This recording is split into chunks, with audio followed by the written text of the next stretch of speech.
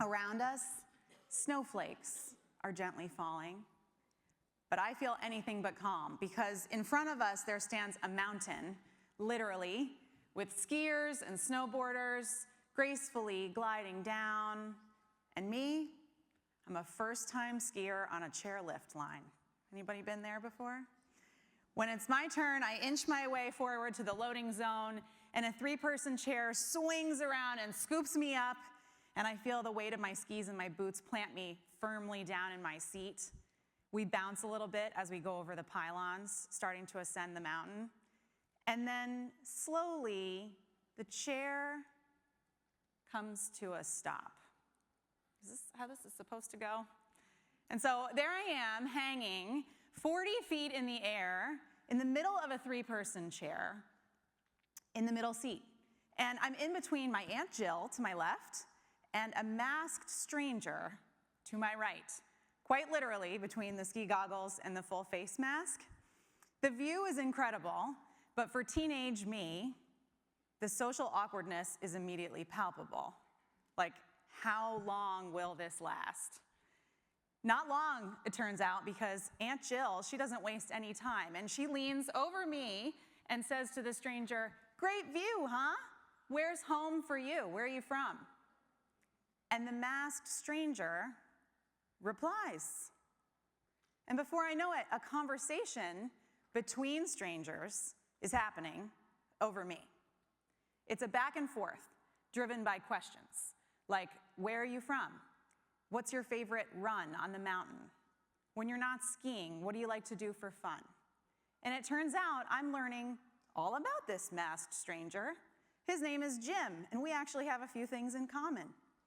What once felt awkward now actually feels kind of nice. And when the chair starts to move again and we get to the top of the mountain, we all wave goodbye to each other like we might actually be friends. Our conversation was brief, but it was also somehow meaningful. Let's imagine a different scenario, one in which the chair comes to a stop and we hang there, mostly in silence. Few, if any, words get exchanged. We barely make eye contact. And when the chair starts to move again, we feel this sense of relief. Like, whew, it's over. The awkwardness is over.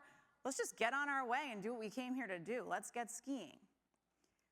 But in that moment, we also have to acknowledge an important truth, that by staying silent, we actually missed an opportunity. We miss an opportunity for learning, for connection, and maybe even for impact.